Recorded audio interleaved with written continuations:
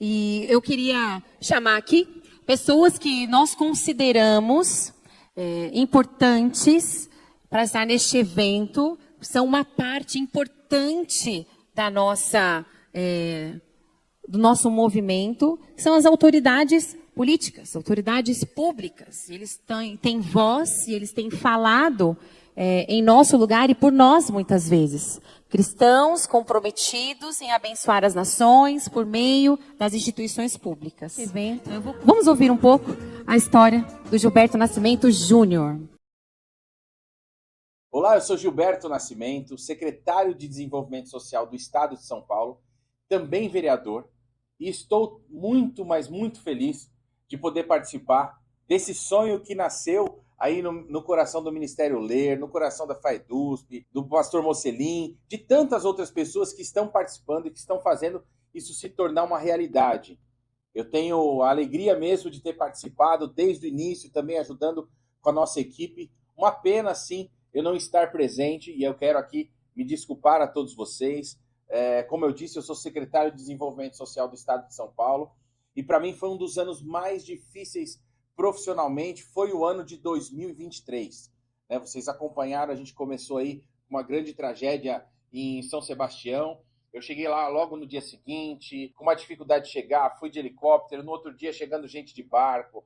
Então, assim, ver muitas crianças mortas, famílias sendo tiradas da lama, reorganizar toda aquela sociedade, todo aquele bairro, não só naquela cidade, mas nas cidades vizinhas, foi extremamente estressante, mas as coisas da secretaria, até porque a gente cuida, para vocês terem uma ideia, de mais de 4 milhões de refeições por mês, a gente serve nos nossos restaurantes do Bom Prato, são 117, mas também milhares de pessoas, mais de 300 mil pessoas sendo beneficiadas pelo programa Viva Leite, então recebendo o leite aí para a questão da sua alimentação. Então, muitas responsabilidades. Eu tive até um probleminha de saúde, tive um princípio de AVC, mas graças a Deus estou bem, me cuidando, me tratando e trabalhando bastante, porque eu sei para aquilo que eu fui chamado, que é para estar na frente da secretaria, pelo governador, mas com certeza autorizado e indicado por Deus. Então isso me dá um senso de responsabilidade grande.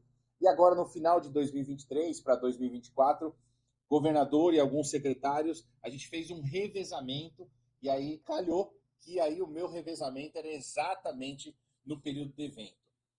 E aí vir aqui para falar sobre o que vai ser transmitido para as próximas gerações, porque o legado é exatamente isso, para as próximas gerações, baseados no cristianismo, ou seja, não é só aquilo que a gente pensa ou aquilo que a gente fala, mas sim um pouco daquilo que a gente vive. Então eu estou com uma expectativa muito grande aí. Esse que é o primeiro de muitos. Com certeza, no ano que vem, a gente vai ter também mais um congresso internacional aí do legado cristão, e a gente está muito feliz de poder participar. Quero cumprimentar todos os demais palestrantes, sei porque vi da programação, tenho participado no dia a dia, vi da programação que com certeza os painéis, os palestrantes, os temas, eles são para que a gente possa se enriquecer pessoalmente, para que a gente possa avançar cada vez mais e deixar esse legado. E aí o legado, obviamente, é o que nós estamos vivendo e aquilo que nós estamos deixando para as próximas gerações. Eu mesmo sou fruto de um legado, um legado baseado numa regra de fé, na Bíblia,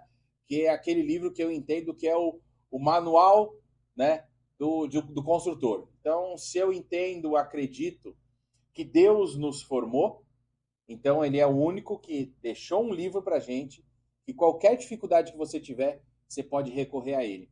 E eu queria iniciar minha fala aqui no Salmo 82, versículo 3 e 4, que diz o seguinte, isso para mim é fundamental. Fazei justiça ao fraco e ao órfão. Procedei retamente.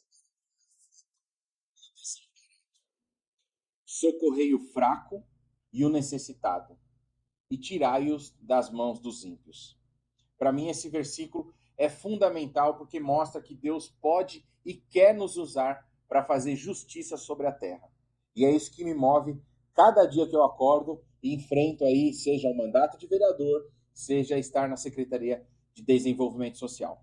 Mas como eu falei que eu sou fruto aí, com certeza, de um legado cristão, eu queria contar um pouco da minha história, de onde eu venho. E essa história eu não posso contar sem falar do meu pai, que é evangelista da igreja, e também já está no 10º mandato, agora como deputado federal, eleito pelo estado de São Paulo. Meu pai começou como várias outras pessoas começaram, sem pretensão alguma, mas somente de fazer o bem para o próximo. Então, meu pai é empresário, muito novo, ele e o meu tio, Carlos Apolinário, também político, porém já falecido, os dois estavam numa reunião, foram chamados por uma reunião, imagina por quem? Pela gerente do Banco Itaú, que eles tinham a conta das empresas. Eles mexiam com plástico, né? Faziam injeção de plástico. Então, a tampa da caneta Bic, algumas pecinhas de brinquedos da Estrela, por exemplo, eles faziam naquela época, aqui na Zona Norte de São Paulo. E aí foram convidados para um evento, né, social pela gerente do Itaú. Chegando lá, era o doutor Olavo Setúbal, então dono do Banco Itaú, falando da necessidade de terem pessoas se engajando na política e poder transformar nossa cidade, nosso estado e nosso país. Aquilo caiu no coração dos dois, eles saíram aí por um ano fazendo fichas de filiação, quando voltaram tinham milhares de fichas, e aí, claro, viraram candidatos, e aí foram para uma corrida eleitoral, fizeram aí quase que mais um ano de campanha, naquela época podia, né, tranquilamente, foram aí de porta em porta, no caso deles, né, como eram da Assembleia de Deus, de igreja em igreja, conscientizando as pessoas, numa época, inclusive, que na igreja mais tradicional, falar de política era pecado. E eles foram rompendo barreira, mas sabendo que eles tinham um chamado para isso. Então, aquele que era o improvável, né, uma pessoa que era comerciante, que veio de começar a vender lenço na feira, produtos na 25 de março, conseguiu comprar suas máquinas, aí trabalhar para 2 grandes empresas, como eu falei, Bic e Estrela, e aí começaram a usar aí das suas relações e também das questões da igreja para ir buscar os seus votos. Os dois foram muito bem na sua votação, meu tio Apolinário mais de 60 mil votos lá em 1982 para deputado estadual, e meu pai para vereador no mesmo ano, até porque aquela eleição foram todos os candidatos juntos, não tinha separação, eleições de estado e eleições de município, e aí ele teve mais de 40 mil votos. Então aqueles que eram improváveis viraram ali uma ferramenta para Deus e para que eles pudessem colocar aí princípios cristãos. Tanto é que desde lá de trás, desde antes de 82, na verdade, não se tinha uma legislação sequer para tratar de templos religiosos. Foi aí que meu tio, no estado, começou a falar disso, e meu pai, no município, começaram a falar disso. Daí para frente vieram crescendo cada vez mais, se elegendo, as pessoas entendendo que realmente precisavam ter uma referência. Legado, né, é uma referência que a gente tem que deixar para as pessoas. Por isso que eu fiz questão de iniciar aqui minha fala falando um pouco desse meu histórico. E aí, obviamente, nasci em 79, sou formado aí, né, no Colégio da Polícia Militar, no estado de São Paulo, aqui na capital, quando na minha época só tinha aquele colégio ali na Cruzeiro do Sul, do lado do Panelão, quem é de São Paulo conhece. E aí depois eu fui fazer faculdade, então fiz uma boa parte aí do curso de Direito, acabei saindo no final porque não me identifiquei, e fui fazer Relações Internacionais, porque a minha questão eu gostava de me relacionar com as pessoas, eu gostava de conversar. E tinha também algumas coisas que eu queria fazer no exterior, né? Vender, comprar, criar aí um outro caminho profissional para a minha vida. Depois eu acabei me formando em Relações Internacionais, como eu falei. Depois eu fiz aí também um curso de Gestão Pública na Universidade de La Verne, na Califórnia. O que me deu cada vez mais interesse e intuito de entrar nessa vida política. Mesmo com meu tio e meu pai, eu nunca me identifiquei como a pessoa que seguiria esse legado.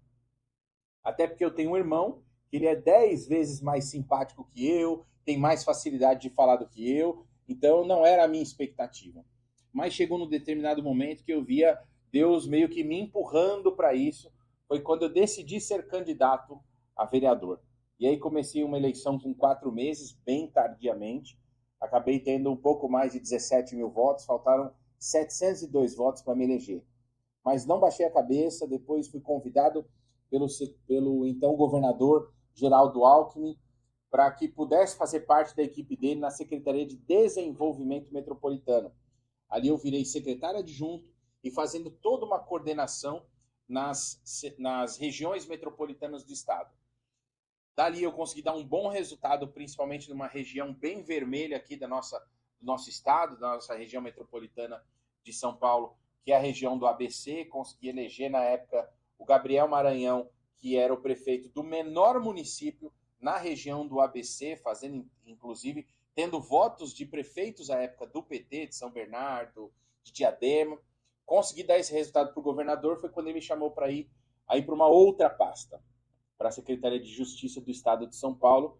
Virei secretário adjunto e depois acabei assumindo a Secretaria de Justiça do Estado de São Paulo. E aqui eu quero abrir um parênteses rapidamente, porque tinha uma promessa na minha vida, né? Deus usou um dia uma pessoa, acho que eu posso falar isso aqui, né? Deus usou um dia uma pessoa para dizer, olha, independente do seu estudo, aonde eu quero te levar, eu vou te colocar.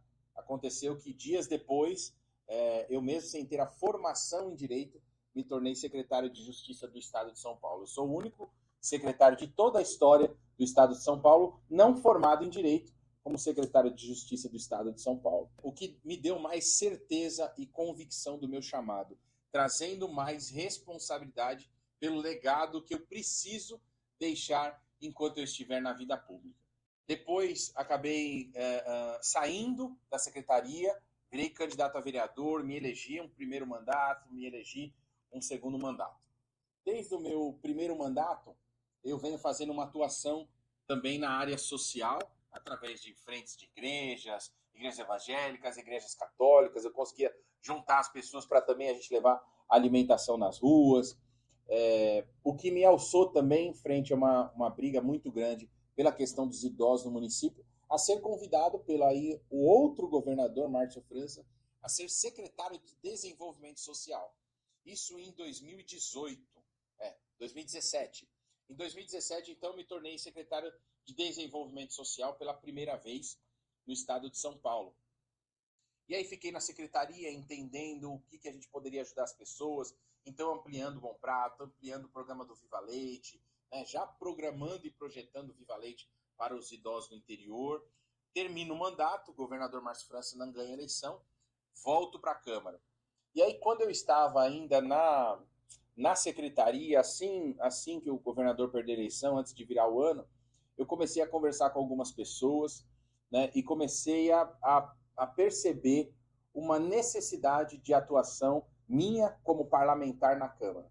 Foi quando eu comecei a conversar com alguns professores, e alguns professores assim muito angustiados do que acontecia, seja na sala de aula, o rendimento com os alunos. E aí você vai pesquisando, vai entendendo, e aí o que chegou para mim? O homeschooling. Eu não sou praticante do homeschooling, meus filhos não foram praticantes do homeschooling, mas com certeza é um direito das pessoas poderem utilizar essa modalidade de ensino. Nada mais é do que uma modalidade. Vamos lembrar que nós cristãos, né, que criamos lá atrás a questão das próprias escolas, das universidades.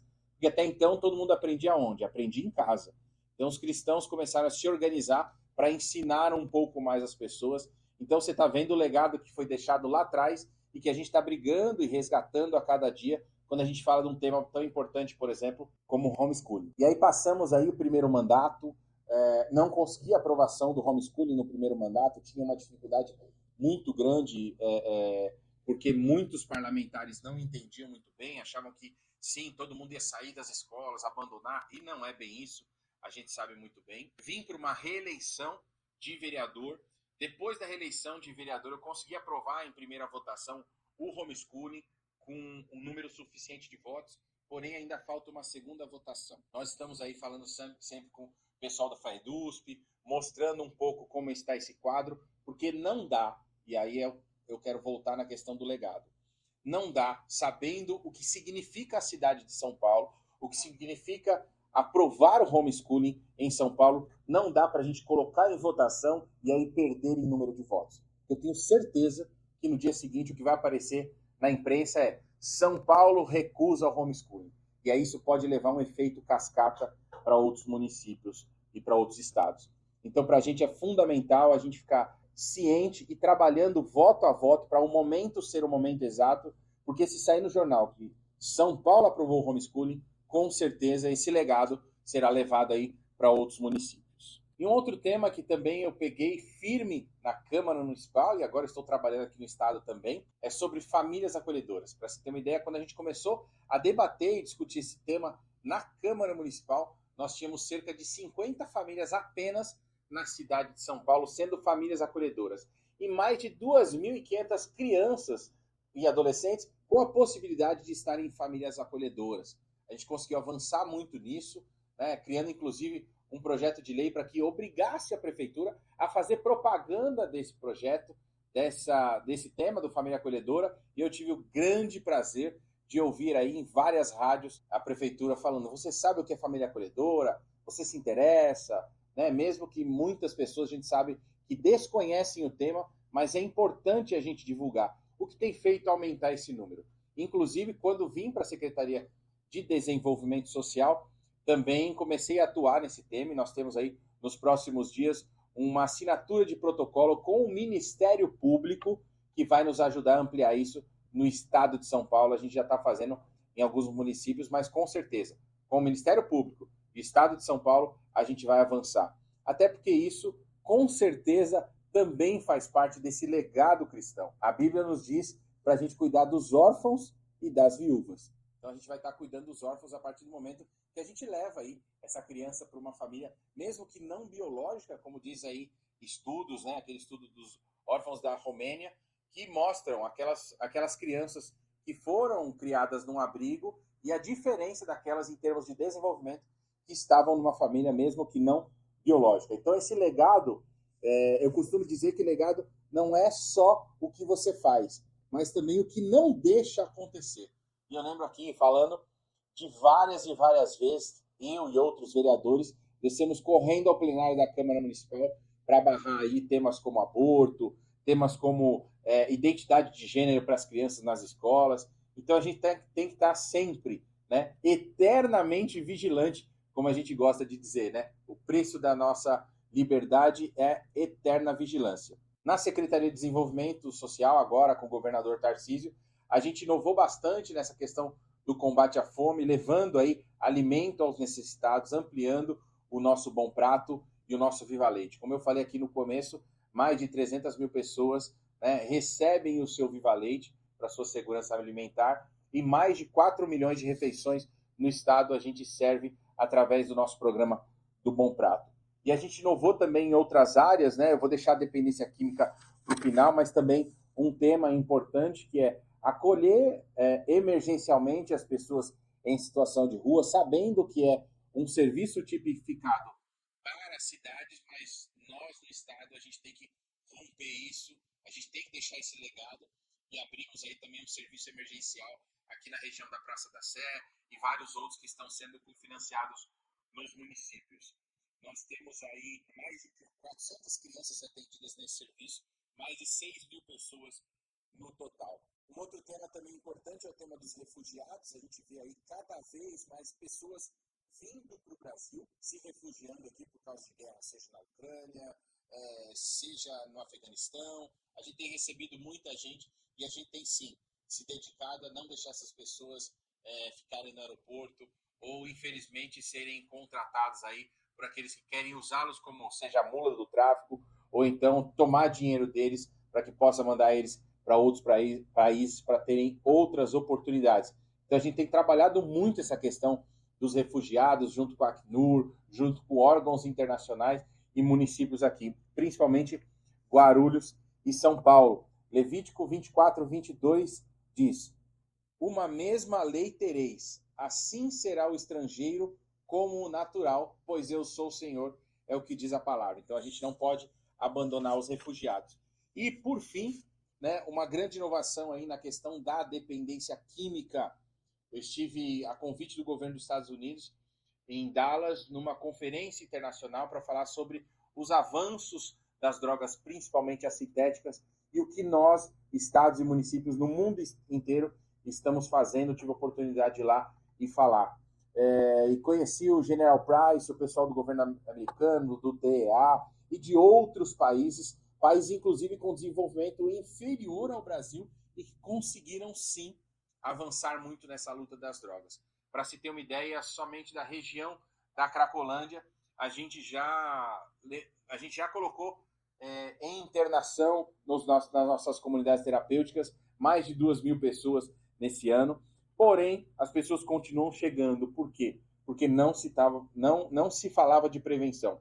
E o governador Tarcísio pediu para que esse fosse o foco, já que era um trabalho que eu já realizava fora da política através da casa de recuperação que a gente tem. E a gente começou a falar de prevenção, abrimos aí o Espaço Prevenir, que é um espaço para cuidar também das famílias daqueles que foram identificados usando drogas. Então, para a gente é muito importante esses avanços.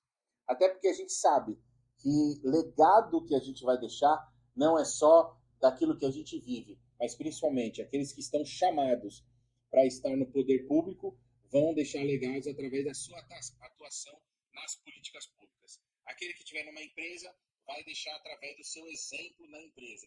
E aquele que estiver em qualquer área, sendo um cristão de verdade, com certeza vai refletir como Cristo é na vida dele, vai refletir para essas pessoas. Então, eu estou muito feliz de participar desse encontro. Né? Esse encontro internacional, como eu falei, é o primeiro, e aí com certeza, vocês podem contar comigo no mandato de vereador, ou na Secretaria de Desenvolvimento Social, junto ao governador Tarcísio, junto ao prefeito também, Ricardo Nunes, que nos ajudou aqui na capital para que a gente pudesse realizar esse primeiro encontro internacional Legado Cristão. Convidar também vocês, porque a gente está com perspectiva aí de que em maio a gente possa fazer um fórum para lideranças cristãs, e aí a gente quer entrar também num tema um pouco mais político para a gente poder ocupar os espaços na política. Sabe? Não há espaço para todos serem candidatos. E aqui eu queria falar uma questão bem pessoal. Eu só estou aqui porque eu tenho um time e uma equipe que me dá suporte, que me ajuda a pensar e que me ajuda a ver as coisas e ver os problemas. Vereador é vereador. Imagina eu sozinho com um par de olhos para enxergar aí a dor de 12 milhões e meio de pessoas na cidade de São Paulo. Não dá. A gente precisa de um time. Por que eu estou falando isso? Porque ser vereador ou ser deputado não é para todo mundo. Mas entenda que você tem um chamado.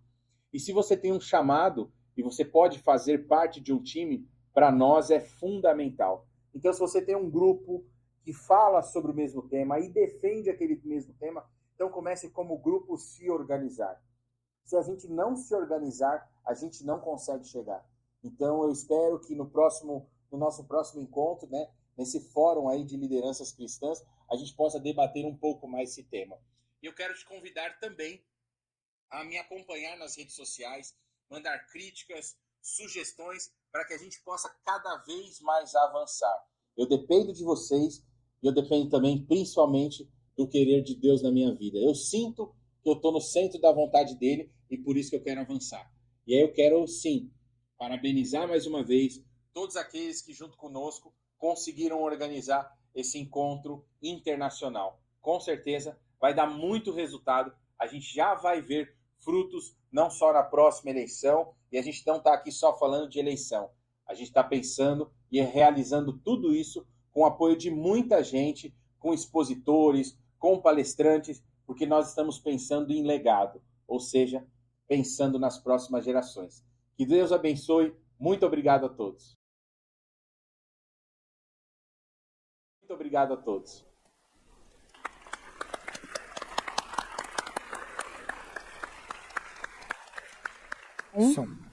Muito bom, gente. Obrigada pela paciência. Sei que, às vezes, o vídeo, quando é presencial, né? A gente tem o calor da pessoa, é mais fácil a gente prestar atenção. Mas agora o Diego vai falar brevemente sobre o Gilberto Nascimento, como é que ele está atuando, né? Aqui no município, no estado, para vocês conhecerem, aí trocando em miúdos aqui com vocês. Pode ficar de pé, né, Diego? Olá, boa tarde a todos. Já falei com vocês, eu acho que vocês me viram andando por aí. Quem já me viu andando por aí, levanta a mão, com cara de desesperado. Mas, né, está sendo uma bênção, está sendo maravilhoso esse primeiro congresso. Eu sou assessor, né, do mandato do Gilberto Nascimento, lá na Câmara Municipal. E o vídeo ficou até extenso porque é muito trabalho, tem muitas coisas para a gente apresentar, que não daria tempo até de falar nem presencialmente e nem no vídeo. Ali foi um resumo. E eu quero falar na prática de como esse legado atingiu a minha vida e eu estou vendo atingir a vida de muitas pessoas. Hoje eu sou advogado de formação, né? Sou assessor jurídico, legislativo, ajudo na construção de leis e na análise de leis para que algumas leis, né, que vão contrárias à família e aos princípios cristãos não sejam aprovadas, né? Então a gente tem essa questão desse olhar técnico e desse olhar também, vamos dizer assim, clínico, né? E, na verdade, hoje eu estou com 38 anos, apesar de parecer mais velho, por várias situações, mas eu sou carioca, apesar de também ter perdido um pouco o sotaque, e vim de uma comunidade do Rio de Janeiro, comunidade mesmo, tá? Que agora voltaram a falar favela, então não tem problema falar favela aqui. E há 18 anos atrás, eu vim para São Paulo, e foi quando, através da igreja, eu acabei conhecendo a família do Gilberto, o irmão dele, que ele falou que é muito mais simpático do que ele, e acabei conhecendo a família, e eu não tinha formação nenhuma, não tinha perspectiva de vida, eu não sabia o que eu tinha que fazer, o que eu iria fazer na vida, e ao longo dos anos, eles, através da atuação deles na política, tanto do pai, Gilberto Nascimento, como deputado federal, e como o filho, Gilberto Nascimento, na sua atuação como vereador e secretário, despertou algo em mim e eles me incentivaram muito a estudar. Eles conseguiram enxergar em mim aquilo que eu não enxergava. E eles falavam, Diego, entra numa faculdade de Direito que você vai conseguir ajudar muitas pessoas e você vai ter qualificação para isso. Você vai ter, né, as ferramentas para isso.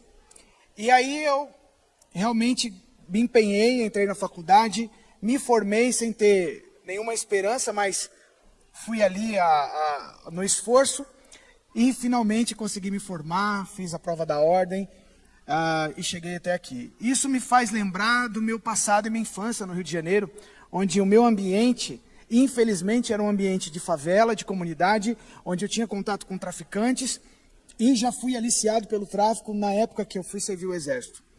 E isso também colocou no meu coração um projeto de lei para preservar esses jovens que são aliciados pelo crime organizado depois que terminam, né, o alistamento. Então hoje eu entendi que Deus me resgatou lá de dentro de uma comunidade, vendo uma realidade, para poder chegar até algum lugar e ajudar muitas pessoas. O que eu quero, já até encerrar minha fala aqui, que eu me estendi, dizendo o seguinte: é através de legado de pessoas que vão gerando pessoas que vão também deixando legado para outras pessoas.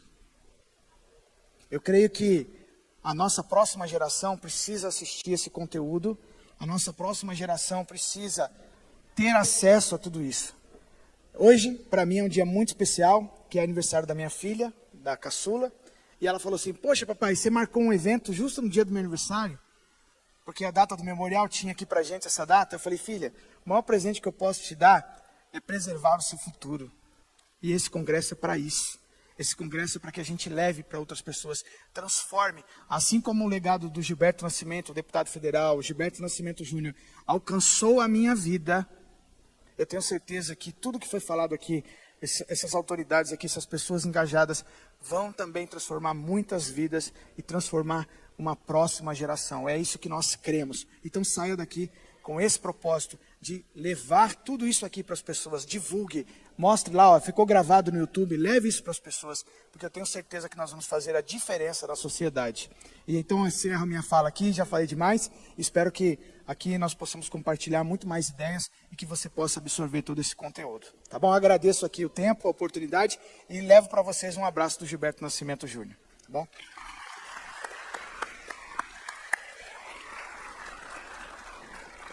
Eu vou deixar o Marcelo Couto, doutor Marcelo Couto, né? Ele é formado em Ciências Sociais, não é, doutor Marcelo Couto? E também na Federal da Bahia, não é isso?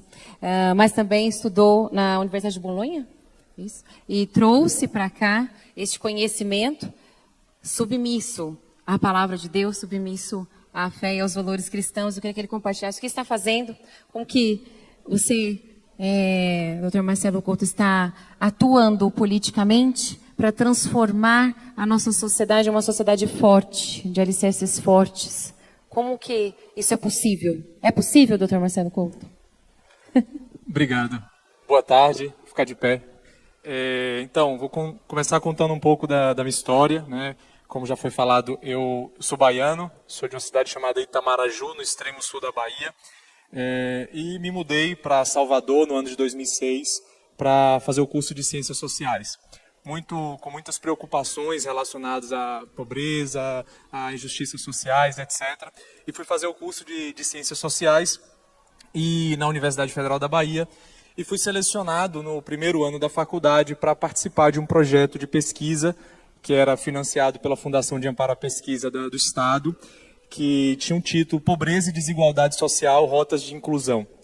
Então comecei a fazer um trabalho no subúrbio ferroviário de Salvador, e justamente o objetivo, né, desenhado pelos pesquisadores, na época o responsável da pesquisa, o professor Giancarlo Petrini, que depois foi meu orientador no mestrado, orientador também no doutorado, era justamente verificar as condições que favoreciam, naqueles contextos de vulnerabilidade, a construção e a realização de um projeto de vida, ou a adoção de uma estratégia de sobrevivência. Então tinha essas duas categorias, projeto de vida e estratégia de sobrevivência. Então estratégia de sobrevivência era aquele jovem que viviam pensando naquele dia. E o projeto de vida é aqueles que, mesmo num contexto de vulnerabilidade, pensavam o estudo, o trabalho, a constituição de uma família, etc., né? E o que a gente verificou na pesquisa, bem sinteticamente, foi o papel que a família e a comunidade jogava na elaboração desse projeto. Então, jovens com realidades familiares positivas, bem engajados e com um engajamento comunitário favorável, que pertenciam a grupos, movimentos, grupos de jovens, etc., mesmo nos contextos vivenciando as mesmas vulnerabilidades, os mesmos desafios, eles conseguiam superar. Então, era interessante você ver que numa mesma família, no mesmo contexto, no mesmo bairro, você tinha jovens que eram capturados pelo tráfico de drogas e outros que depois eu encontrava nos corredores da universidade, naquela mesma situação. Então ali apareceu pela primeira vez para mim um conceito de capital social familiar, né? Então a gente fala dos recursos, né? Um dos recursos que os indivíduos têm para crescer, para se desenvolver e depois se torna um recurso para a própria sociedade é o contexto da família, né? Então o funcionamento da família ele é decisivo para a vida em sociedade, ou seja, tem externalidades, a qualidade das relações que se vive no contexto da família, ele tem externalidades que podem ser positivas ou negativas para a sociedade. Então eu comecei a aprofundar esse tema, fiz o mestrado, fiz doutorado sobre isso, fui até a Universidade de Bolonha para elaborar um desenho de avaliação de políticas públicas, das políticas públicas brasileiras, para verificar o quanto que elas favoreciam a construção desse capital social, e o quanto elas favoreciam a constituição desse capital social, e retornei para concluir a tese do doutorado, e foi quando, na mudança de governo, né, da gestão de Temer para Bolsonaro, foi criado o Ministério da Mulher, Família e Direitos Humanos, e algumas pessoas me falavam assim, poxa, você tem que colocar isso aqui à disposição das pessoas que estão lá. Eu falava, mas eu não conheço ninguém, não vai ter chance nenhuma disso aqui chegar. Eu fui tirar 10 dias de férias, porque eu já vinha 4 anos sem férias, doutorado, fui fazer o estágio na Universidade de Bolonha, voltando, trabalhando, crianças, né? Como ela falou, eu hoje tenho 6 filhos, na época eu tinha 3, e estava para nascer o quarto no último ano do doutorado, então nem tinha pensado nisso, mas por acaso eu vim dar aula numa instituição aqui em São Paulo, para uma escola de cidadania e gestão pública, e o diretor acabou falando para a secretária, que tinha sido indicada secretária nacional da família, a doutora Ângela Gandra, que eu tinha dado uma aula sobre isso, ela falou, vale a pena você conversar com ele. Dessa conversa no WhatsApp, saiu um convite para trabalhar com ela, eu fiquei 4 anos, de fevereiro de 2019 até 1º de janeiro de 2023, no Ministério, e hoje eu estou na Secretaria de Família, Cidadania e Segurança Alimentar do município de Osasco. E o que a gente faz? Então, eu tive a graça de poder traduzir para a prática, para a política pública, aquilo que eu já vinha estudando há aproximadamente 10 anos. Então, começamos em Brasília a implementar programas de fortalecimento dos vínculos familiares. Porque quando a gente fala do alicerce de uma sociedade, um dos alicerces fundamentais é a família, né? E toda a tradição judaico-cristã está aí para dizer o quanto que a família é um alicerce decisivo para a sociedade. Porém, muitas famílias não funcionam adequadamente e não desempenham, porque a família é um alicerce para a sociedade em potencial. É preciso que as famílias desenvolvam esse potencial. Os pais têm uma possibilidade de ser um grande fundamento para o desenvolvimento de seus filhos, mas não são necessariamente. Isso depende da natureza e da qualidade das relações que se vive na família. Então nós começamos a implementar um programa de fortalecimento de vínculos familiares, de promoção de habilidades parentais, ou seja, de ajudar os pais a desenvolverem habilidades, né, na interação com os seus filhos que favoreçam o desenvolvimento deles e que coloquem eles distantes de comportamentos de risco. Há mais ou menos 40 anos, tem um corpo de evidências que vem se consolidando, que relaciona a interação entre a qualidade da parentalidade e uma série de comportamentos de risco. Então, por exemplo, um estudo realizado aqui no Brasil com crianças do 6º e 7º ano mostrou que filhos de pais negligentes têm o dobro de chance de ter iniciado a vida sexual aos 13 anos. Então, a qualidade da interação parental. Se os pais vivem uma relação adequada com seus filhos, o que isso significa? Expressão afetiva, monitoramento, supervisão, amor e limites, basicamente, que é a lição que o cristianismo vem trazendo desde sempre, né? Educar os filhos e, ao mesmo tempo, não exasperar os filhos, né? Paulo fala, né? Pais, não exaspereis os vossos filhos, né? Então, todo esse legado, o que a ciência vem mostrando? Que à medida que os pais têm essa interação, isso está protegendo as crianças. A mesma coisa o uso de álcool e outras drogas. Também estudo feito no Brasil com dados da Pesquisa Nacional da Saúde dos Escolares, que é uma pesquisa que é feita periodicamente pelo IBGE, Ministério da Saúde, mostrando também a incidência de uso, de experimentação e problemas relacionados ao uso de tabaco, álcool e outras drogas na adolescência. Mais uma vez, pais que monitoram constantemente atividades dos seus filhos, sabem onde eles estão, o que eles estão fazendo, com quem eles andam, que horas retornarão para casa, e que expressam afeto, escutam os filhos, desenvolvem atividades com eles, se colocam à disposição para ajudá-los nos desafios que eles enfrentam, têm uma chance menor de terem problemas relacionados ao uso de drogas na adolescência. A partir da consolidação de todo esse corpo de evidências, que são dados, essas duas pesquisas que eu estou falando foram feitas no Brasil, mas tem pesquisas dessas em todos os lugares do mundo, algumas até mais sofisticadas, porque tem um recorte temporal maior, acaba aferindo um impacto em outros aspectos. A gente aqui, infelizmente, os nossos recursos para pesquisa muitas vezes não são adequadamente direcionados, mas a partir desse corpo de evidências começaram a surgir programas de fortalecimento de vínculos familiares, justamente ajudar os pais a assumirem uma postura que os estudiosos chamam de uma parentalidade autoritativa. Então, criou-se um modelo de categorização dos estilos parentais, ou seja, da qualidade da interação dos pais com os filhos, que articula essas duas vertentes, né? A responsividade, a escuta, a participação, o apoio, com a exigência, supervisão, monitoramento, estabelecimento de regras claras e consequências para o caso de descumprimento dessas regras. Articulando essas duas vertentes, responsividade e exigência, uma dose alta de responsividade com uma dose alta de exigência configura um estilo parental autoritativo, ou seja, um exercício adequado da autoridade parental. Uma dose alta de exigência, mas sem responsividade, sem afeto, sem apoio, sem escuta, configura uma parentalidade chamada de autoritária. Uma dose alta de responsividade, muita escuta, muita participação e muito apoio, sem exigência, ou seja, sem limites, sem regras, configura uma parentalidade permissiva. E a ausência, a pouca exigência e pouca responsividade é a parentalidade negligente. Então, uma série de pesquisas começam a mostrar a relação entre os comportamentos e esses estilos. Então, por exemplo, transtornos de ansiedade e depressão são mais verificados em filhos de pais autoritários. Comportamento antissocial e envolvimento em atividades ilícitas é mais verificado em filhos de pais permissivos.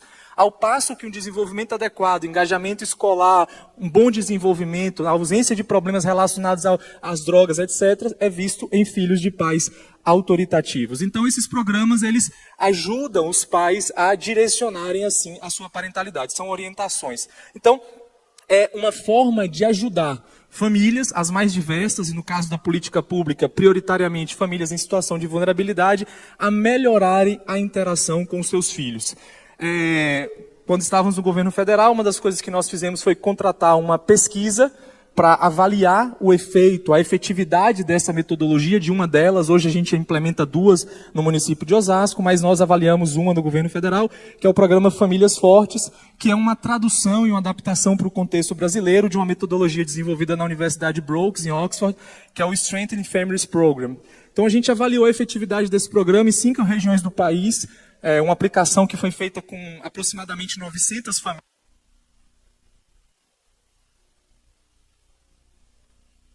Obrigado. Então, foram aproximadamente 900 famílias que foram acompanhadas. Metade delas recebeu o programa. A outra metade não recebeu nada, mas famílias com as mesmas condições, referenciadas aos mesmos centros de referência da assistência social, com os mesmos índices socioeconômicos, moradores dos mesmos bairros, comunidades, etc.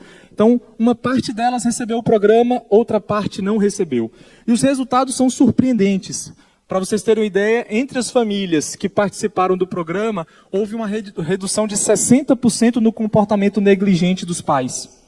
Dobrou a chance dos pais apresentarem habilidades de exigência, estabelecerem regras, limites claros para os filhos, consequências para o descumprimento de regras. Dobrou as habilidades de responsividade, apoio, participação, escuta dos filhos e reduziu o score de conflito no ambiente familiar. Então, esses dados estão em linha com os desafios que nós vivemos. Se vocês olharem os últimos dados que a gente tem da Ouvidoria Nacional de Direitos Humanos, o Disque 100, né? Tem aquele número já bastante conhecido, quando você vê uma violação de direitos humanos, você pode fazer uma denúncia no Disque 100. O último relatório a que eu tive acesso, de todas as denúncias que foram feitas, 55% delas são denúncias de violação de direitos contra crianças e adolescentes. Dessas, 34% são denúncias de negligência. Então, nós vivemos num país onde uma parte significativa das nossas crianças são vítimas de negligência. E a gente está destruindo os alicerces. E o que é a negligência, senão o mau funcionamento de uma família?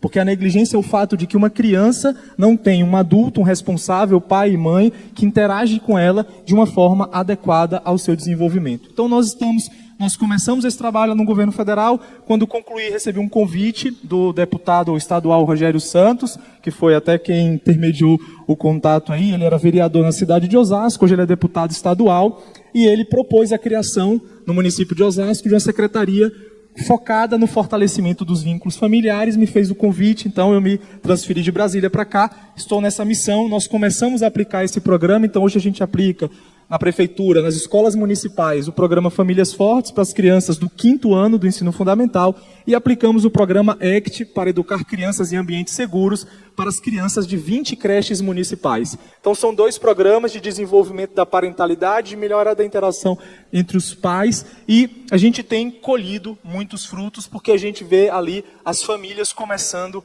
a funcionarem melhor. E aquilo que era a minha pergunta lá da pesquisa, se as políticas elas favorecem o desenvolvimento do capital social familiar, agora eu estou começando a ver a implementação de políticas. Mas isso só acontece graças ao empenho de pessoas, de cristãos comprometidos, no caso lá na prefeitura, na Câmara Municipal de Osasco, o vereador, hoje deputado Rogério Santos, que veio e criou uma frente parlamentar para a defesa da vida e da família, que propôs essa discussão, que criou todo um ambiente que permitiu a construção da secretaria e que hoje respalda o trabalho que nós desenvolvemos lá. Então eu acredito que essa é uma das formas de a gente favorecer a construção de uma sociedade forte, favorecendo que as famílias funcionem melhor, que os pais interajam de forma mais adequada com os filhos e que eles tenham condições para educar. Porque a gente reivindica o direito das famílias de educarem os filhos, e é necessário. Mas a gente também tem que ajudar tantas e tantas famílias a desenvolverem esse potencial de educar os filhos com amor e com limites para que eles possam se desenvolver integralmente e a gente possa favorecer a construção de uma sociedade melhor. Muito obrigado. Muito bom. Que ótimo, né? A gente está vendo aí cristãos frutificando, fazendo aquilo que devem fazer, e eu vou chamar agora o Deltan Dallagnol. Nós vamos enxugar só um pouquinho, tá, Deltan? A gente não vai te dar 15, assim, um pouquinho menos, tá bom? Você vai ter esse desafio. Então vocês vão me garantir que vocês vão deixar esse lugar aqui cheio até o final, hein? Olá pessoal, boa tarde. Espero que estejam bem. Deixa eu marcar o horário aqui. 4h15, hein? 4h15. Vários de vocês devem me conhecer da Lava Jato. E a Lava Jato ficou realmente famosa, né, gente? Até se criou uma série chamada O Mecanismo. Talvez alguns de vocês tenham visto, e os amigos meus estavam vendo e entraram em contato comigo dizendo: Deltan, estou assistindo essa série aqui. Agora, o quanto que é de verdade nesse mecanismo? Eu falei, olha, esse mecanismo, ele tem um personagem central que é verdadeiro, que é o mecanismo da corrupção brasileira. Agora, de resto, tem muito de invenção para criar um drama, amor, ódio, traição. E tem um personagem que trai a esposa. Ainda bem que não sou eu, viu? Senão eu estava em maus lençóis. Então, a maior parte é ficção, e por isso que eu só tenho uma reclamação real e verdadeira contra o mecanismo, que é o fato de que eu sou muito mais bonito do que o ator que me representa. Pelo menos é o que dizem a minha mãe e a minha esposa, gente. E eu acredito piamente nelas. Mas se vocês me conhecem Lava Jato, eu queria começar dizendo para vocês o que me fez entrar na Lava Jato, porque o desafio que me colocaram hoje aqui foi trazer uma mensagem sobre legado a partir da nossa história.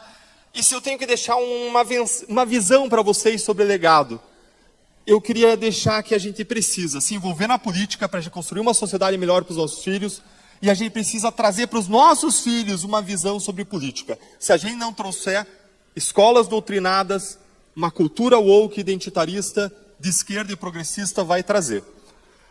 E para chegar nisso, eu queria dizer para vocês que lá atrás, em 2014, no começo de 2014, eu estava trabalhando naquilo que parecia um dia normal de trabalho na Procuradoria da República. Entrou uma colega, bateu na porta e me fez um convite. Entrar numa grande operação que estava começando, que envolvia lavagem de dinheiro, desvios de recursos. E naquele momento que ela me fez aquele convite, eu tinha várias razões para dizer não para ela. Dentre essas razões para dizer não, estava o fato de que eu tinha tido, há pouco tempo, há menos de 6 meses, o meu primeiro filho. Além disso, a minha história tinha sido uma história de fracassos na luta contra a corrupção. Eu entrei no Ministério Público, aquele órgão em que eu trabalhava, por eu ter uma visão cristã de que o nosso propósito na Terra é viver em amor ao próximo. E eu vi no Ministério Público uma oportunidade de ter vários instrumentos para servir em diferentes dimensões da sociedade. E eu queria buscar justiça. E quando você vê a função central do governo na Bíblia, em Romanos 13, é fazer justiça. E se a função central do Estado é fazer justiça na cosmovisão cristã, eu estaria no lugar certo. E eu tinha visto vários escândalos de corrupção acabarem em plena impunidade ao longo da minha juventude, como aquele caso dos anões de orçamento. E que uma das pessoas envolvidas chegou a dizer que, veja bem, ele ficou rico, multimilionário, porque Deus o abençoou. Ele ganhou na loteria mais de 100 vezes. Quem lembra disso? E eu acreditava que nos meus casos seriam diferentes, mas vez depois de outra, todos os meus casos contra grandes corruptos acabaram em plena impunidade. E eu fazia coisa que ninguém fazia. Eu mandava carta para os ministros dizendo: julga rápido, se você não julgar vai passar muito tempo e vai prescrever. Mas os casos inevitavelmente prescreveram e ficaram nos escaninhos do judiciário. Decidindo não desistir, eu fui estudar em Harvard, passei 1 ano lá, num lugar que expandiu meus horizontes, me fez conhecer um sistema de justiça que funciona melhor do que o nosso. Voltei para o Brasil, e então a Letícia bateu na minha porta. E como vocês veem, eu tinha várias razões para dizer não para ela, para recusar aquele convite para trabalhar naquela grande operação. Um filho pequeno, aquela operação nova seria uma montanha de trabalho, abriria mão do tempo com a minha família, com a minha esposa, com os meus filhos. E a minha história é uma história de fracassos na luta por justiça, é como a história do Brasil. mas ao mesmo tempo que eu tinha razões para dizer não, eu tinha razões para dizer sim, que consistem naquilo que move a todos nós cristãos, que é amor ao próximo, é fazer a diferença, é transformar a sociedade, é trabalhar com excelência, é fazer o nosso melhor, é não desistir quando todo mundo desiste, é perseverar quando pessoas são usuárias dependentes químicas, é não desistir, é ir adiante. Nós somos aqueles que acreditam, mesmo quando os outros desistiram e ficaram para trás. Naquele dia eu disse sim para a Letícia, porque eu vi que a corrupção ao longo da história brasileira, ela é um mal pervasivo, ela é uma assassina silenciosa, ela causa sofrimento humano, disfarçado de filas em hospitais, mortes em estradas ruins, uma educação pobre e serviços públicos péssimos, apesar de a gente ter uma das cargas tributárias mais altas do mundo. E por eu ter dito sim, isso me deu a oportunidade de fazer parte de uma equipe que, com o apoio de vocês, alcançou resultados inimagináveis. Conseguimos, pela primeira vez na história, colocar corruptos em série na cadeia, recuperar bilhões de reais para os cofres públicos, e nós achamos que, enfim, pela graça de Deus, nós teríamos uma vitória contra a grande corrupção brasileira. Nós seríamos um país melhor. Afinal de contas, nós não queremos morar num outro país, nós queremos sim um outro Brasil. Contudo, pouco tempo depois, o que nós começamos a ver foi que o sistema político corrupto se reorganizou e passou a reocupar posições de poder e passou a destruir, derrubar as condenações uma depois da outra, passou a mudar as leis de combate à corrupção para impedir que novas lava-jatos acontecessem, mudando a prisão em segunda instância, a competência para julgar a corrupção, que foi para a Justiça Eleitoral, que nunca mandou ninguém para a cadeia na história. Mudaram as regras das colaborações premiadas, mudaram as regras da lei de improbidade administrativa. E chegou um ponto, no final de 2021, em que eu tive um novo processo de decisão. Um processo de decisão que eu tive quando alguém me ligou e disse: Deltan, eu quero convidar você para entrar na política. Eu nunca quis ir para a política. E para minha vergonha, antes de 2014, eu nunca queria envolvimento com a política. Eu queria servir a comunidade, e assim fazia, com envolvimento no Lar Batista Esperança na minha comunidade, envolvimento em igreja, viagem para encontro de viagens missionárias, ficar em escolas, dormindo em colchões infláveis, como vários de vocês já fizeram ao longo da vida. Mas eu não queria envolvimento com a política, eu nunca quis envolvimento com a política, mas chegou no final de 2021 e eu recebi esse convite e me pus a refletir e orar diante de Deus. E o que eu vi foi que eu tinha várias razões para dizer não. Sair do Ministério Público significava abandonar a minha segurança financeira, uma carreira consolidada de 18 anos em que eu fazia o que eu amava, lutar por justiça. Mas o que impactou a decisão minha e da minha esposa foi a parábola dos talentos. Quem aqui já ouviu a parábola dos talentos? Imagino que todo mundo, né?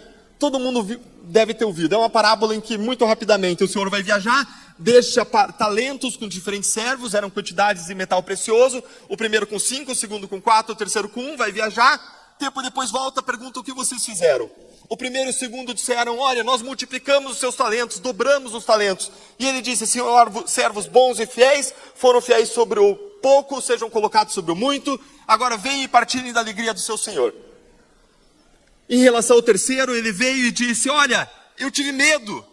Eu sei que o Senhor é Senhor severo, que colhe onde não planta, que ajunta onde não semeia, por isso enterrei o talento, está aqui de volta.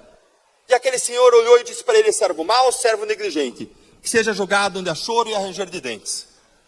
Essa parábola tem duas mensagens centrais.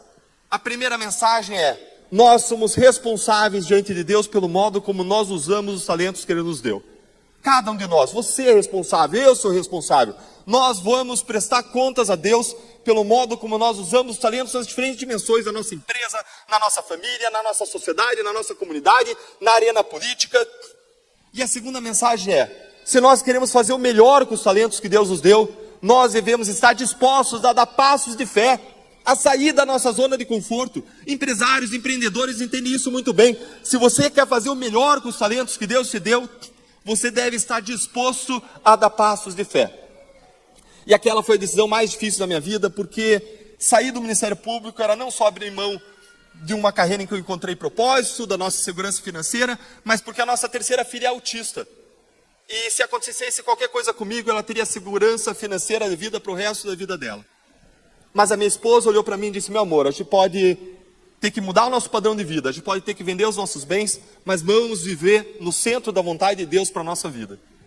E nós demos um passo para fora do Ministério Público para que nós pudéssemos fazer a diferença onde era mais importante que ela fosse feita nesse momento, que é reconstruir os instrumentos de combate à corrupção, que é resistir a um governo de esquerda, que era o Congresso Nacional. O Lula já tinha saído da cadeia, já tinha essa perspectiva dele ir para lá, e era o lugar em que melhor poderíamos fazer isso, resistir a uma ideologia com a qual a gente não concorda. E a gente deu esse passo de fé, e meus irmãos, tantas vezes a gente dá passos de fé, e a vida nos testa, não é mesmo? E a gente deu esse passo de fé, saiu do Ministério Público, e poucos meses depois a gente ter abandonado a segurança financeira. Eu estava conversando com um pastor Glenn em Londrina, lembro até hoje o momento, e chega uma mensagem para mim dizendo que nós tínhamos perdido uma ação no STJ, uma ação em que um condenado na Lava Jato, que foi descondenado, não foi descondenado pelo mérito, mas teve seu caso anulado, foi condenado em 3 instâncias, vocês devem imaginar quem é, tinha entrado com uma ação contra mim pedindo R$1 milhão por danos morais, e eu tinha sido absolvido na primeira e na segunda instância, juízes técnicos concursados, e foi para STJ, juízes indicados politicamente, contra teorias pacificadas do STJ, 2 tipos de teorias pacificadas, eles reverteram o julgamento e me condenaram.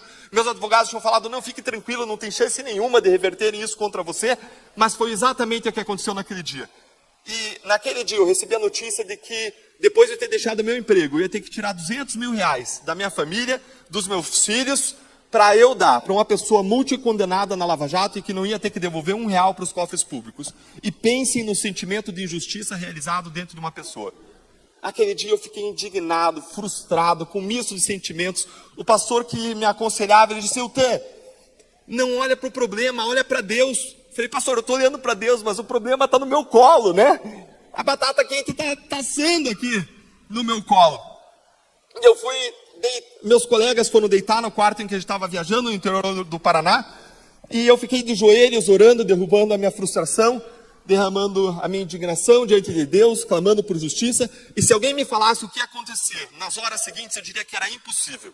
Eu acordei de manhã, peguei meu celular, tinha uma mensagem da minha esposa dizendo, meu amor, você sabe o que são esses Pix que entraram aqui na nossa conta?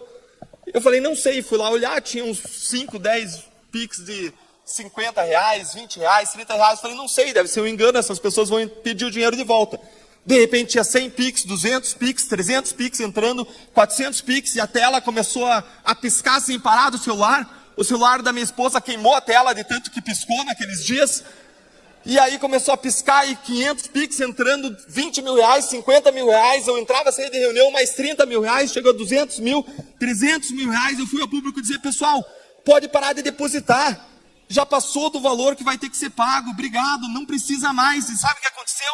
As pessoas solidárias com a injustiça, sem eu pedir, continuaram depositando. Quando que isso podia acontecer na história? Quando que eu imaginei que algo como isso poderia acontecer? E foi a R$400 mil, R$500 mil em menos de 36 horas, R$575 mil, e eu tive que cancelar minha chave Pix porque não parava de entrar dinheiro na minha conta.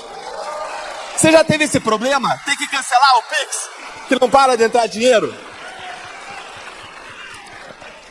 Naquele dia, a mensagem que ficou no meu coração, gostinho, foi: o choro pode durar uma noite, mas a alegria vem pela manhã. E aí, pouco tempo depois, eu estava entrando no Congresso Nacional eleito, e no meu primeiro dia no Congresso Nacional era para ser um dia de vitória, de alegria, a gente tinha várias razões para comemorar, tanta gente nos ajudou a chegar lá, e eu entro no Congresso Nacional e eu dou de cara com Aécio Neves. Ando mais um pouco, dou de cara com Beto Richa, um multiacusado lá no Paraná por casos de corrupção, inclusive na Lava Jato. Dou um pouco mais, uns passos, encontro Eduardo Cunha. Pessoas que no auge da Lava Jato nós imaginamos que jamais estariam lá no centro de poder e do governo da nossa república mais uma vez. Em seguida eu vi serem eleitos os presidentes das casas, não com base em quem é o melhor, mas foi eleito um multiacusado da Lava Jato na Câmara e no Senado, alguém que nós sabíamos que não ia fazer frente a eventuais abusos de outras instituições. E para encerrar o dia, eu vi sendo colocado como membro do Tribunal de Contas da União, uma pessoa que estava assumindo um cargo vitalício, alguém que subiu na tribuna e disse: eu vou lutar para que no Tribunal de Contas a política esteja acima da técnica. Tudo errado, exatamente o contrário do que a gente quer. E eu saí com vontade de chorar no meu primeiro dia no plenário. Era para ser um dia de alegria, mas eu saí com vontade de chorar, frustrado. E eu não sou de chorar fácil, mas eu saí, eu não encontrei um lugar. Fui pro hotel, a minha esposa viu a minha cara. Ela disse: o que aconteceu? Eu falei para ela, contei a história do dia. E ela olhou para mim e disse: meu amor, jamais perca a sua capacidade de se indignar com a injustiça. De sentir essa frustração, porque é isso que sente quem se sente representado por você aqui. Faça o que tiver que ser feito, ainda que caçem você, seja voz dessas pessoas. E eu fiz o meu melhor, eu não me dobrei ao sistema. E poucos meses depois, pelas mãos, ironicamente, de uma pessoa acusada na Lava Jato, delatado na Lava Jato, um ministro no tribunal e depois um acusado da Lava Jato no Congresso Nacional, eu tive o mandato cassado. E quando eu fui para casa, em Curitiba, minha esposa me deu um forte abraço e disse: meu amor, eu jamais pensei em entrar na política, mas quando cai um soldado, outros precisam entrar no seu lugar. E eu quero dizer uma coisa para vocês: Deltan sozinho no Congresso Nacional não faz diferença nenhuma. Nós precisamos multiplicar as pessoas lá. Nós precisamos de 100, 200, 300 pessoas. E aí eu pergunto para vocês, eu sei que vários de vocês são cristãos, a maioria, a igreja brasileira não tem 200 para colocar lá, íntegros, competentes para mudar o Brasil.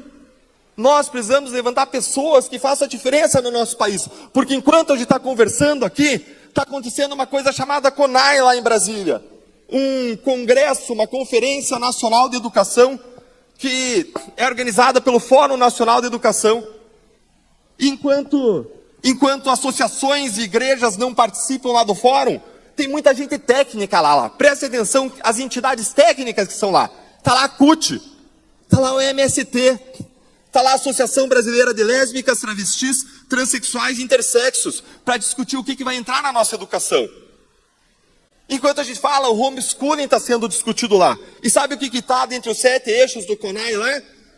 Está a diversidade como critério orientador das políticas educacionais. Um nome bonito para dizer que vai entrar todo aquele identitarismo woke, ideologia de gênero. Dentre os pontos ainda desse eixo está a promoção do debate de gênero e orientação sexual, e está a oposição urgente às políticas e propostas ultraconservadoras, a desmilitarização das escolas e o freio, abre aspas, freio ao avanço da educação domiciliar, homeschooling, fecha aspas. Enquanto a gente está aqui, fazendo uma conferência tratando de educação, delegado de homeschooling, lá em Brasília, no centro do poder, onde se decidem as coisas, tem um monte de gente que não nos representa, com poder, caminhando na direção contrária. E ao mesmo tempo em que eles discutem esses temas, não há nenhuma discussão séria de propostas meritocráticas para a gente tornar a nossa educação algo mais parecido com o parâmetro mundial. Nós investimos 5 a 6% do PIB e o nosso resultado educacional não corresponde ao percentual e à riqueza que a gente investe na educação, olhando para parâmetros mundiais, segundo estudos do Banco Mundial. Então vocês veem que ou a gente se envolve em política, ou a política, de toda forma, ela vai decidir a nossa vida. Ela vai, no mínimo, influenciar a nossa vida. E se nós queremos influenciar a visão política de mundo dos nossos filhos, nós precisamos primeiro formar nossa. Então nós precisamos conhecer de política e falar sobre política com os nossos filhos. E se você... Opa, quase. E se você... Até esqueci o que eu ia falar, gente. Ensinar de política para os nossos filhos.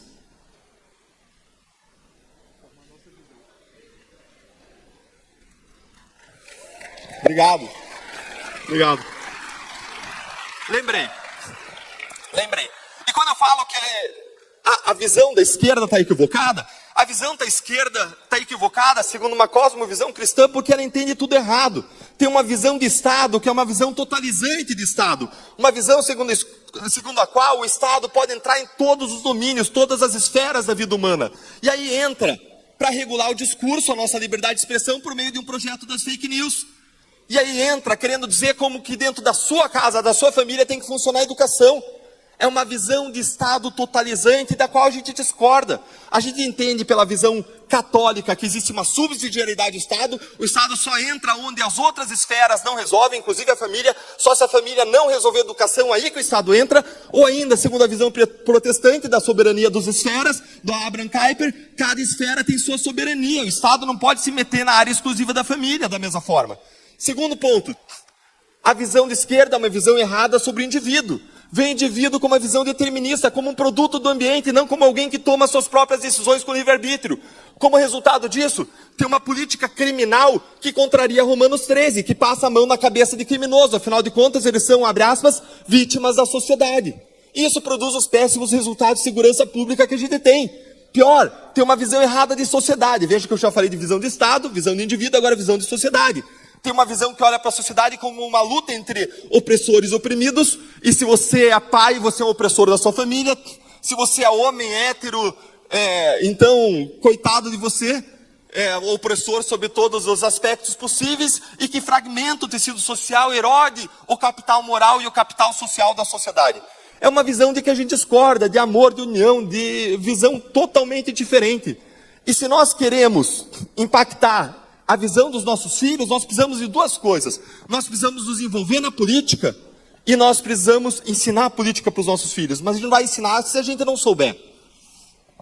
E naquele dia que, caçado, eu voltei para casa e eu falei para minha esposa, e a minha esposa olhou para mim e disse, eu nunca pensei em entrar na política, agora pela primeira vez eu considero essa possibilidade. Quem sabe daqui não vai sair alguém para a política? Quem sabe daqui não vai sair um novo vereador, um novo prefeito, alguém que vai impactar a comunidade ao seu redor? Porque alguém decidiu isso lá em Joinville, que nunca tinha considerado sair para a política, uma pessoa chamada Adriano Silva, foi à política, fez totalmente diferente, e hoje Joinville é considerada a melhor cidade administrada, ele tem a melhor avaliação de todas as cidades do Brasil.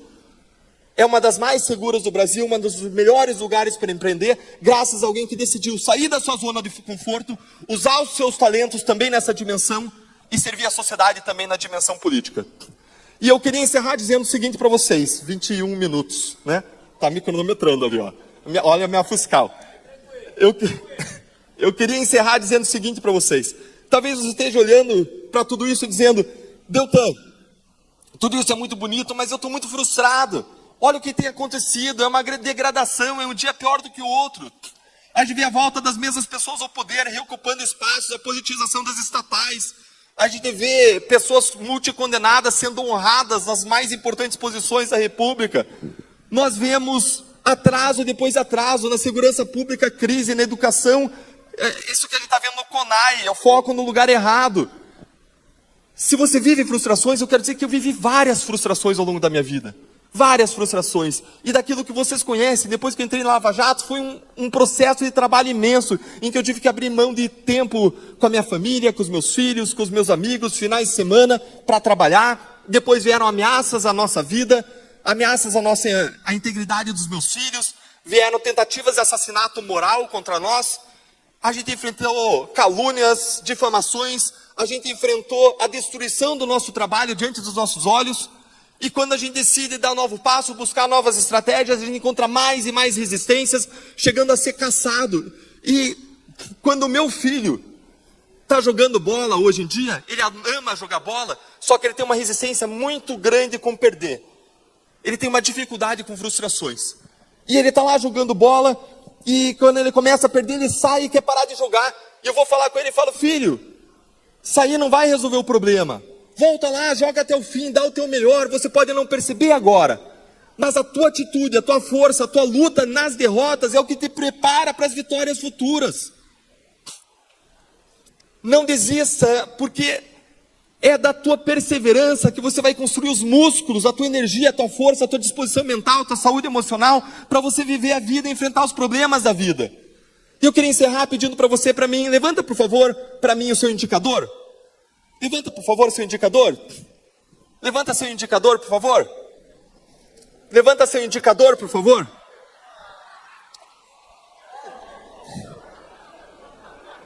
Já sabem o que eu vou dizer, né? Já sabem, né?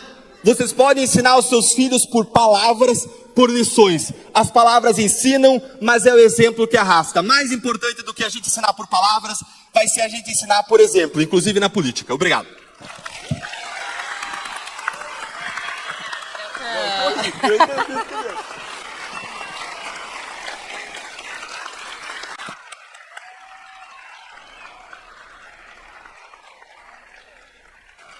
Muito bom. Agora eu vou passar a palavra para o pastor e jornalista José Carlos, por favor. E vou pedir para ele falar, então, como é que proposta, o que ele vem trazer de proposta, então, para que a gente possa construir os alicerces fortes aqui. Obrigado, Vanessa. Obrigado, Vanessa. Obrigado a cada um. E privilégio de assistir a aula aqui do Deltan. Eu acho que todos aqui somos cristãos, né? Amém? Então vamos fechar os olhos, vamos conversar com Deus. Senhor, obrigado pelo privilégio de fazer parte da tua família. Afinal de contas, tu és o nosso Pai. E temos Jesus como o nosso irmão mais velho. Então, somos hoje irmãos de sangue. O sangue que liberta, que cura, que salva e que verteu naquela cruz e nos atinge hoje, para nos libertar, nos salvar e trazer esperança, e esperança da glória. Deus olha para essa nação, Brasil.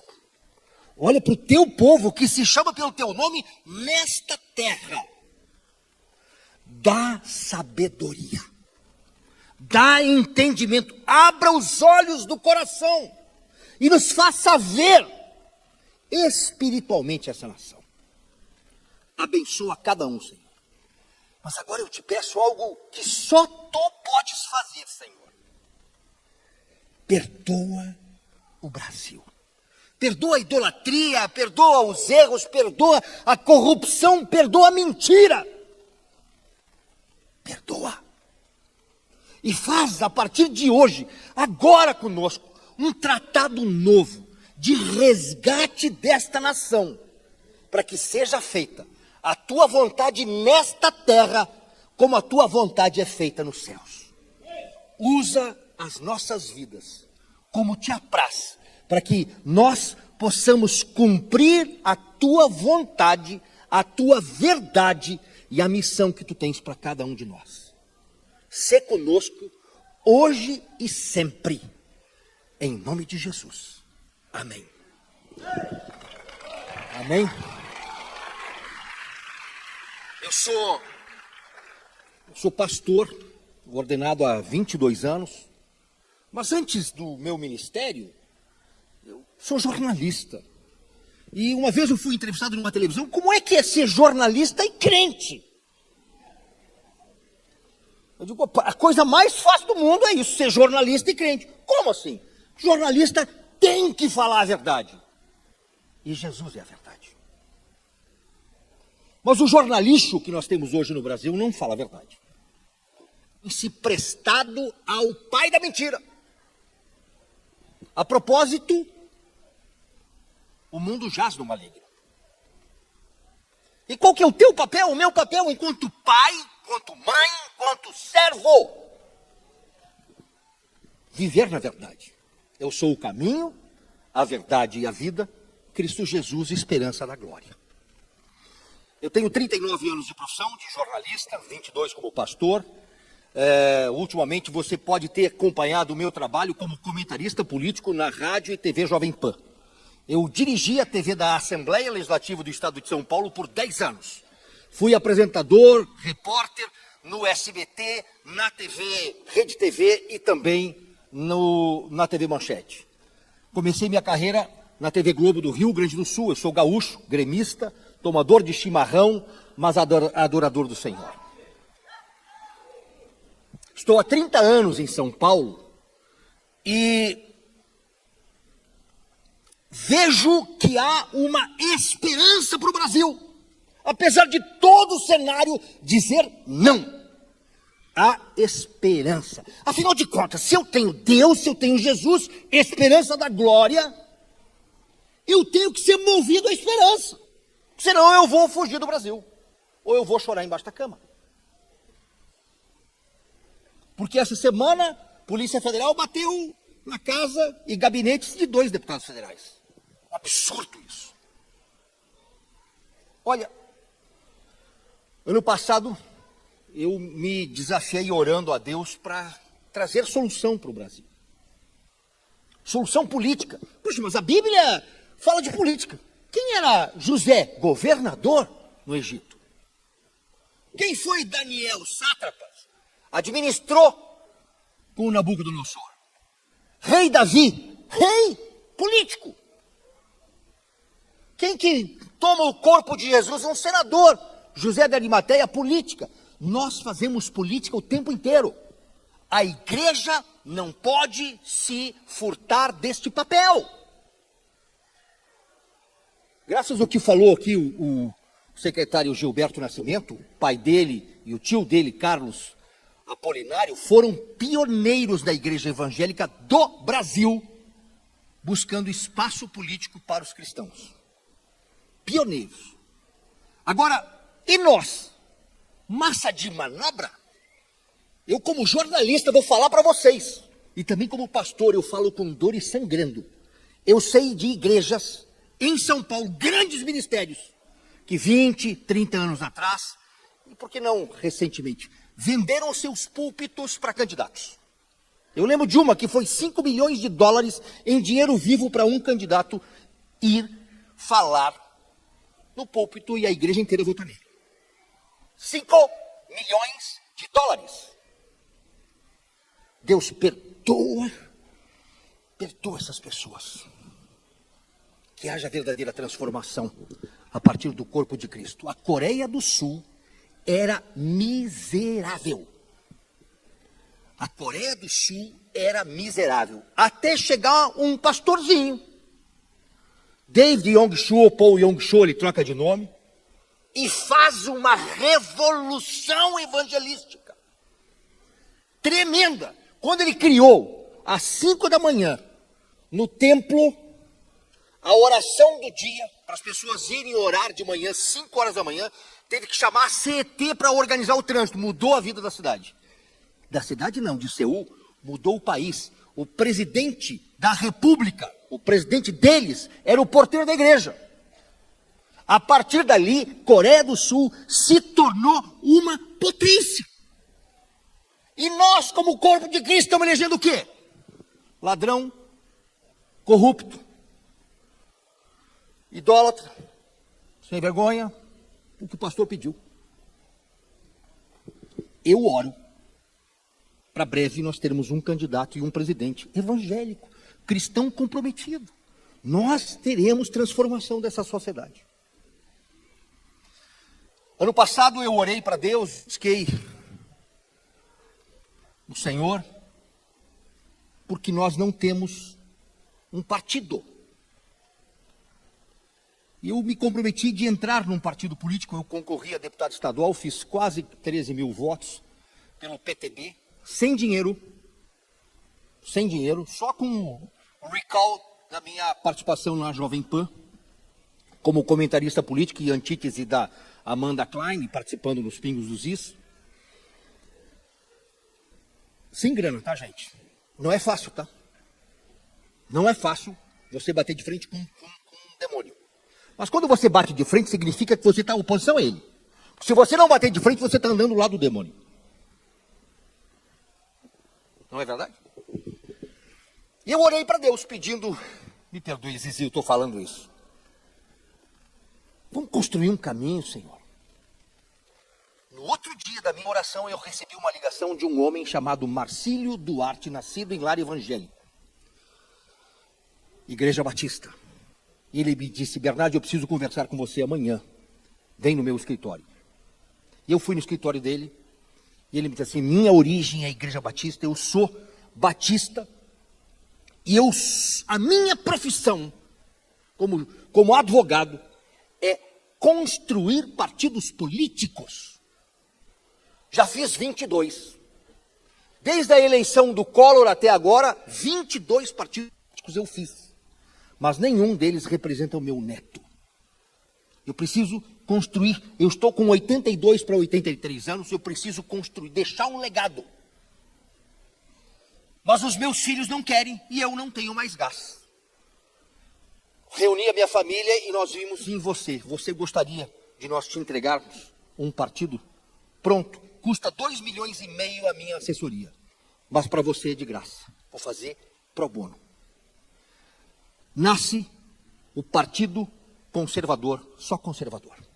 A partir da semana que vem nós vamos coletar assinaturas. Nós precisamos de 547.074 assinaturas em todo o Brasil. Me siga, por favor, no Instagram, o Partido Conservador.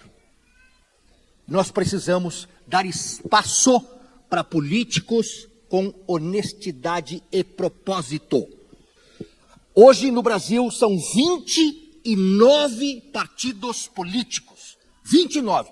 Aí você me diz, pô, Bernardo, mas é mais um.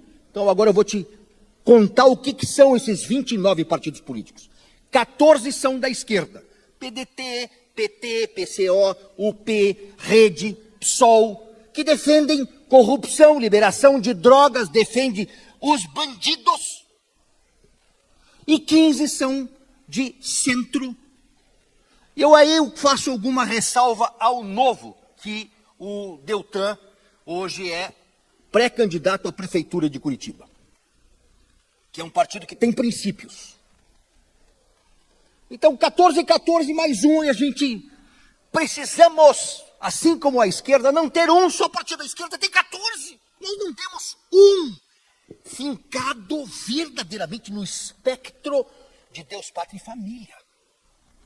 O próprio Bolsonaro está hoje num partido de aluguel. Então, eu queria trazer essa notícia para vocês que estamos construindo um partido 100% conservador. Esse partido já está hoje em 24 estados dos 27. Eu sou o presidente nacional do Partido Conservador. Não deixo de ser pastor, nunca. Isso não se revoga. Mas é preciso que haja homens e mulheres de Deus dispostos a estar na política, fazendo a política limpa, porque esta nação, o Brasil, teu Brasil, o meu Brasil, o nosso Brasil, tem sobre ele uma palavra de esperança, de ser celeiro evangélico para o mundo. E nós precisamos cumprir essa palavra. O impossível nós não faremos, mas Ele fará. O que é possível nesse momento é cada um de nós estar consciente e fazer a nossa parte. Agora, no mês de fevereiro, eu quero reunir mais de 550 mil assinaturas. Então, visita o perfil lá no Instagram, o Partido Conservador. Lá vai ter link do Partido Conservador. Vai ter o link, você, a partir da semana que vem, vai poder baixar neste link a ficha de apoio e mandar para uma caixa postal que a gente vai centralizar todo esse trabalho. E saiba que nós vamos cumprir uma palavra que está na Bíblia, que diz: feliz é a nação cujo Deus é o Senhor. Quero convidar você para vir juntos, somar nessa luta, porque nós vamos colocar um ponto final nessas ideologias satânicas que está dentro das escolas, que estão tomando a cabeça dos nossos jovens, que a televisão trabalha noite, dia e noite. Nós precisamos colocar esse país no caminho do Senhor. Amém. E a política, me parece, é o bom caminho. Deus abençoe rica e poderosamente. Amém. Obrigada. Obrigada, pastor José. E a nossa última participação, que é o vídeo da Ana Campagnolo. Todos já conhecem a Ana Campagnolo, acho que ela dispensa a apresentação. Pode soltar aí, por favor, Vitor, o vídeo da Ana. Oi, meus amigos, irmãos de fé, autoridades presentes nesse grande evento, nesse evento maravilhoso, nesse Congresso Legado Cristão. Aliás, que nome lindo, que excelente escolha. É uma alegria poder participar com vocês, brevemente, de forma virtual, ainda que seja assim, desse evento. Bom, como sabem, uma das minhas maiores bandeiras, tanto na área cultural quanto legislativa, é o apoio ao ensino domiciliar, essa excelente alternativa educacional que permite às nossas famílias protagonizarem a vida de seus filhos, a educação de seus filhos. E o meu compromisso vem não só por causa das liberdades fundamentais, mas também com a preocupação com minhas próprias filhas. A minha eleição, a minha reeleição foram marcadas pela promessa de defender o homeschooling e eu cumpri esse compromisso. Eu dediquei total apoio ao projeto 3 de 2019, proposto por um colega deputado, que defendia a legalidade do ensino domiciliar em Santa Catarina. Esse projeto, inclusive, foi aprovado, depois de passar por vários discursos, por audiência pública, foi aprovado na Assembleia Legislativa e sancionado pelo governador. Mas, infelizmente, depois foi derrubado pelo Tribunal de Justiça com o argumento de que essa pauta é federal e não estadual. Bom, infelizmente, o nosso país está patinando nesse patamar. A prática da educação domiciliar, que é legal e regulamentada em mais de 60 países pelo mundo, aqui no Brasil não consegue segurança jurídica. Na América do Norte, países como Estados Unidos e Canadá. Na América do Sul, aqui na nossa América do Sul, países como Chile e Equador. Na Europa, nações como Portugal, França, Reino Unido e também outras regiões como Japão, Austrália, Israel. Todos esses lugares têm prática do homeschooling e também sua regulamentação.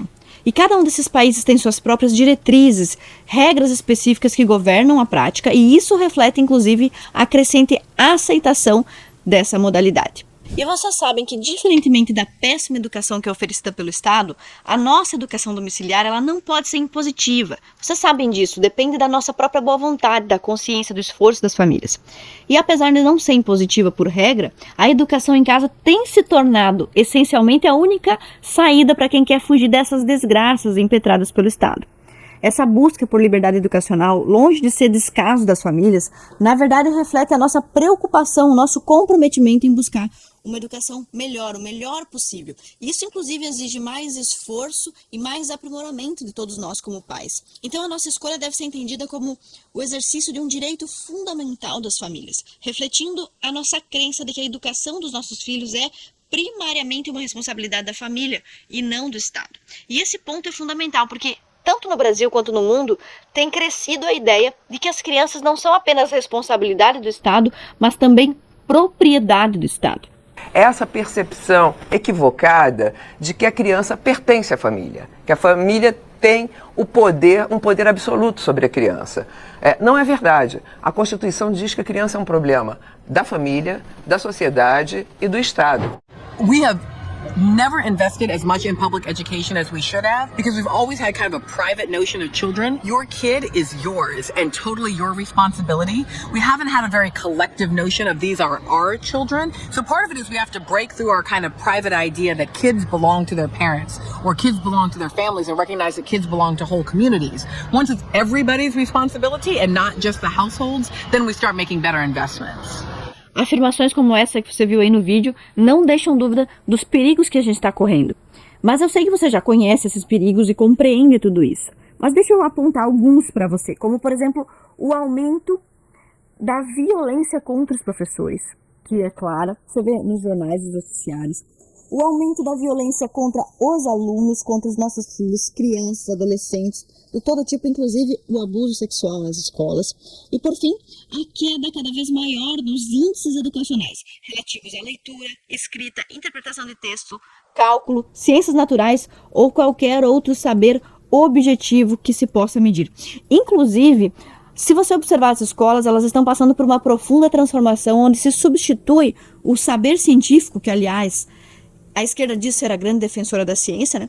Mas ele substitui esse novo processo, essa reforma, substitui o saber científico, objetivo, que pode ser auferido por provas e testes, por um saber subjetivo, voltado à interpretação crítica do mundo, análise crítica, história crítica, até geografia crítica, enfim, por critérios subjetivos que só podem ser medidos por um professor ideologicamente comprometido. Isso é muito sério. Além disso, um estudo recente que compilou diversas pesquisas sobre o coeficiente de inteligência, que foi realizado em vários países, indicou uma tendência preocupante aqui no nosso país. Segundo esse estudo, o Brasil é o único entre 31 países que apresentou a diminuição do QI da sua população, sugerindo então uma regressão educacional no Brasil.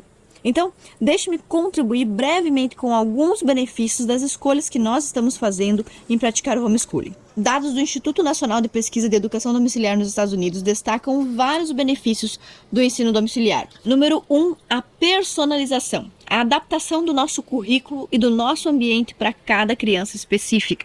2, o desempenho acadêmico. Os alunos do homeschool superam os seus colegas de escolas padronizadas, independente do nível de escolaridade dos seus pais e também do nível econômico. 3, abordagem pedagógica diversa e adequada. A gente sabe que pode escolher o que é melhor para os nossos filhos. 4, relações familiares fortalecidas. 5, interações sociais controladas, ou seja, as melhores companhias, os melhores lugares para se frequentar. 6, um ambiente seguro, proteção contra a violência, contra o abuso e contra influências negativas, principalmente de ideologias e visões de mundo diferentes das nossas. 7, a flexibilidade em casos de emergência, como tragédias, ou mesmo no caso do Covid, você tem uma criança que permanece, que mantém a sua rotina mesmo em casa.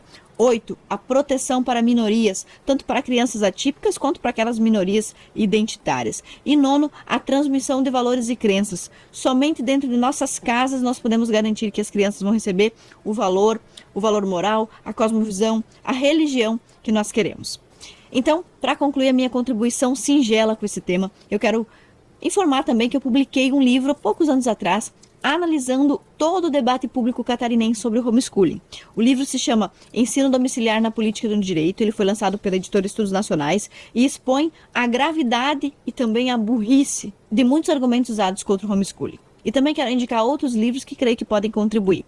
Maquiavel Pedagogo, Quem Controla a Escola, Governa o Mundo e Emburrecimento Programado. Que Deus abençoe esse congresso que está acontecendo agora, nos dias 26 e 27, que vocês saiam desse ambiente com aprendizado, com bons exemplos e ainda mais motivados a fazer da convivência familiar e da educação em casa um projeto de vida. Deus abençoe todos vocês, esses palestrantes notáveis. Eu acompanhei tudo pelo site, a organização do evento, e só não estou com vocês porque a minha bebezinha tem ainda 40, 50 dias, muito pequenininha, e é muito difícil viajar com um bebê desse tamanho, vocês sabem bem. Mas eu desejo que seja um evento rico, de muita profundidade e também de elevação espiritual. Afinal, esse nome escolhido, Legado Cristão, é excelente para definir e caracterizar esse congresso. Deus abençoe. Muito bem, pessoal.